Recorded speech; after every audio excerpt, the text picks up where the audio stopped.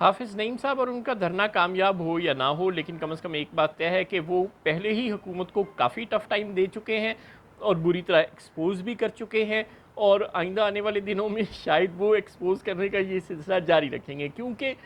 जमात इस्लामी को बड़ी देर बाद कोई हाफिज़ नईम जैसा आदमी मिला है जो निचला नहीं बैठता। हम देखते रहे हैं कि पिछले 8-10 साल में शायद ही कोई दिन हो जब ये अमीर जमात इस्लामी कराची हुआ करते थे तो इन्होंने कभी कोई प्रेस कॉन्फ्रेंस ना की हो, कभी कोई पब्लिक रैली और कोई ना कोई इवेंट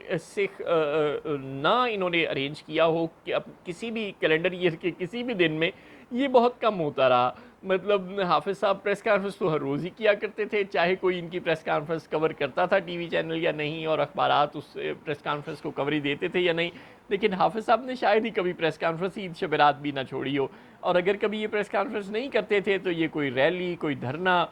कोई सेमिनार या कोई ना कोई इवेंट, कोई पब्लिक मीटिंग, कोई कॉर्नर मीटिंग, ये कुछ ना कुछ करते रहते थे। ये सिराजुल हक नहीं है, ये निचले बैठने वाले आदमी नहीं हैं, और ऐसे ही लोग जमातों को बनाया करते हैं, उन्हें मुतहर्रिक किया करते हैं। और जो इस्लामाबाद में इन्होंने कर दिया है, जो कि ज़ाहिर है इनका होम ग्राउंड नहीं है, इनका होम ग्राउंड कराची था, और इन्होंने उस शहर से निकलने के बाद जमात इस्लामी की कमान संभालने के महज चंद महीने के बाद जो पावर शो कर दिखाया है इस्लामाबाद में, वो वाकई काबिल तहसीन है। उन्होंने अपने आप को एक मंझा हुआ सियासतदान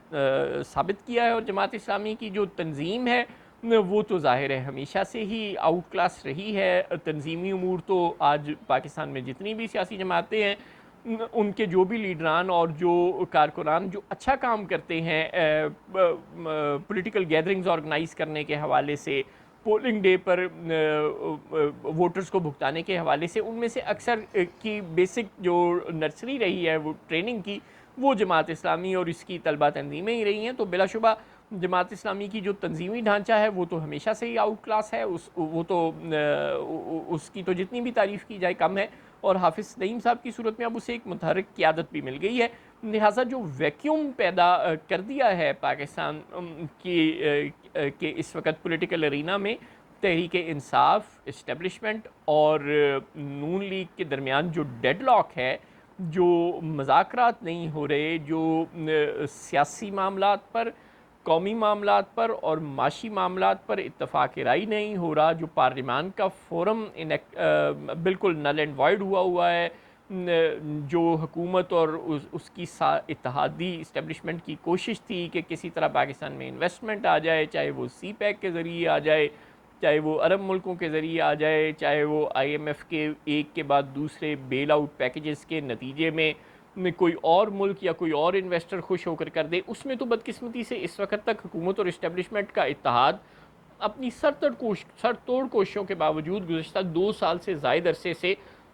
इस्लाहात के तसलसल के बरकरार रहने के बावजूद नाकाम रहा है, जो कि पाकिस्तान में सियासी हुकूमतों के दौरान नहीं हुआ करता। यानी नवाज़ शरीफ और इमरान खान की हुकूमतें या बेनज़ीर की हुकूमतें जब हुआ करती थीं, जो कि ज़ाहिर है सियासी हुकूमतें किसी हद तक ज़रूर हुआ करती थीं, उस दौरान ऐसा नहीं होता। अब इमरान खान की हुकूमत हाइब्रिड होगी, लेकिन ये जो हुकूमत है ये ज़ाहिर है ये हाइब्रिड नहीं है, ये हाइब्रिड प्लस भी नहीं है। ये मुकम्मल तौर पर सिलेक्टेड हुकूमत है, मुकम्मल तौर पर फिक्स्ड मैच है। शहबाज शरीफ साहब और उनकी कैबिनेट सिर्फ पपेट का काम कर रही है। और अब तो DGI-SPR ने उनके ताबूत में आखिरी कील भी ठोंक दिया हुआ है, ये कहकर कि आपसे तो प्रेस कॉन्फ्रेंस भी अच्छी तरह नहीं होती, और आप हुकूमत का जो ऑपरेशन का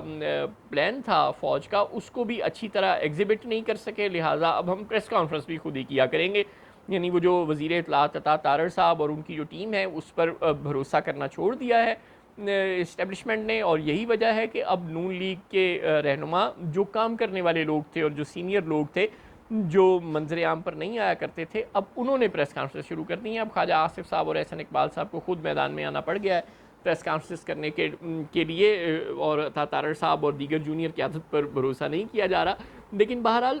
नून लीग के साथ जो भी क़यादत के बहरान रहे हों, एक बात तय है कि अगर यही सूरत हाल रही तो हाफिज़ नईम हो या तहरीक लब्बैक हो या ऐसा कोई भी और छोटा मोटा फ्रैक्शन हो, वो कोई छक्का लगा सकता है। चाहे वो छक्का बलदियाती इंतखाबात में आपको नज़र आए, चाहे वो छक्का बाई इलेक्शंस में नज़र आए। लेकिन ये जो पॉलिटिकल वैक्यूम पैदा कर रही हैं बड़ी सियासी जमातें, इसको कवर करने के लिए शाहिद खाकान अब्बासी और उनकी नौमूज़ जमात अगर कुछ ना भी कर सकी, तो हाफिज़ नईम जैसे मैच्योर सियासतदान और उनकी बालिग तरीन जमात शायद कुछ ना कुछ कर दिखाए।